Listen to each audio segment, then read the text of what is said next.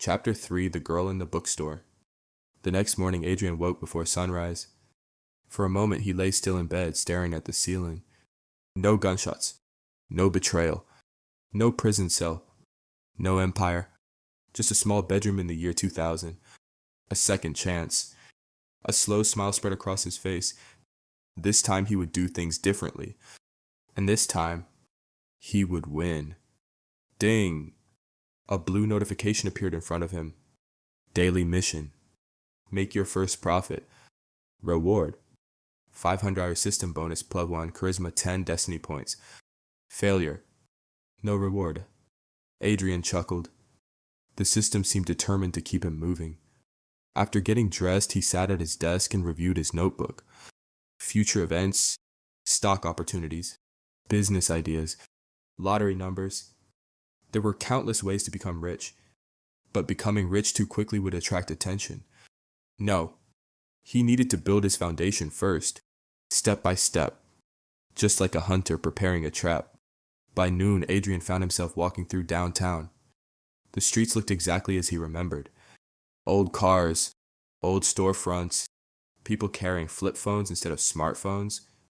The world felt smaller, simpler. Yet Adrian knew what was coming.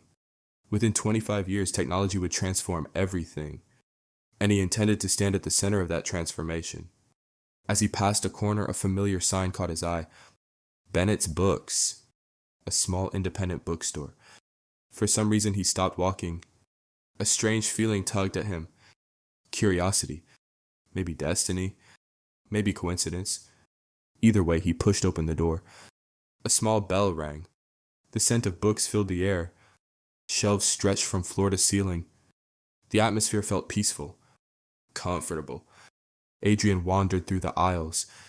Then he saw her, a young woman standing on a ladder while arranging books.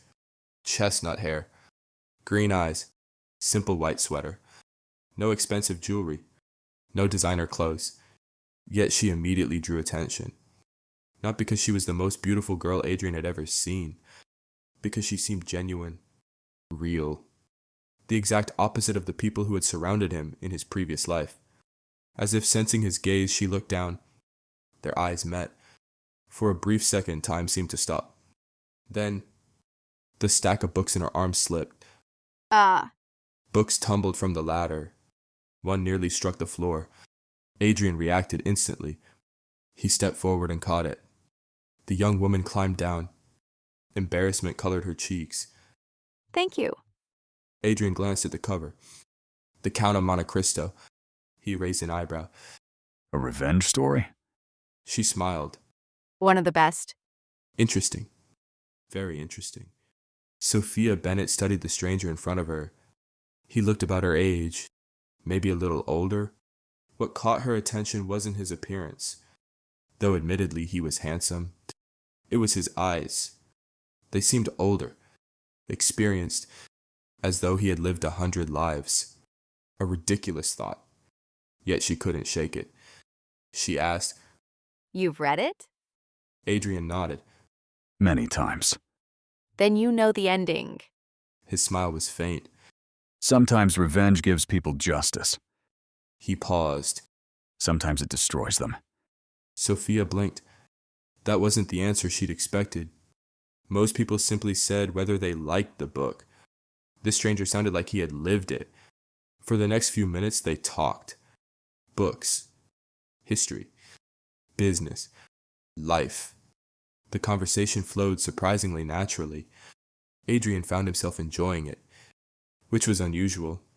In his previous life, he rarely trusted anyone, especially strangers. Yet Sophia felt different. There was no hidden agenda, no greed, no manipulation. Just honesty, something he hadn't realized he missed. Eventually, she laughed. You still haven't told me your name. Adrian blinked. For once, he had forgotten. Adrian. She extended her hand. Sophia. Their hands met. A strange warmth passed between them. Neither spoke about it. Ding. A system notification appeared. Special event triggered. Important individual detected. Sophia Bennett. Compatibility rating 97%. Threat level none. Trustworthiness extremely high.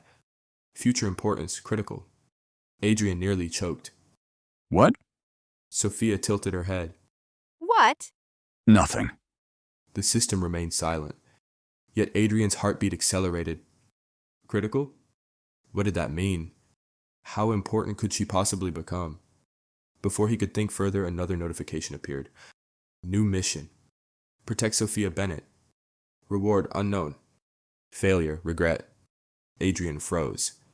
Failure, regret? That wasn't a normal system message. It almost sounded personal. Sophia frowned. You look like you've seen a ghost. If only she knew. Adrian smiled. Just thinking. About what? For a brief moment, he considered telling her about dying, about the future, about the impossible second life he had been given. Instead, he shook his head. Nothing important. As the afternoon sun filtered through the bookstore windows, neither noticed the man standing across the street, watching, waiting, observing. A camera clicked. A photograph was taken. The man lowered the lens, then smiled. Found you! His voice was barely a whisper. He slipped the photograph into a black envelope. On the back, he wrote 2 words, "He's back." Miles away, the envelope would soon arrive in the hands of someone Adrian never expected. Someone who should have been impossible. Someone connected to his death. Back inside the bookstore, Adrian laughed at something Sophia said. For the first time since his rebirth, he felt almost normal, almost happy. He didn't know danger had already begun moving toward him, and neither did Sophia.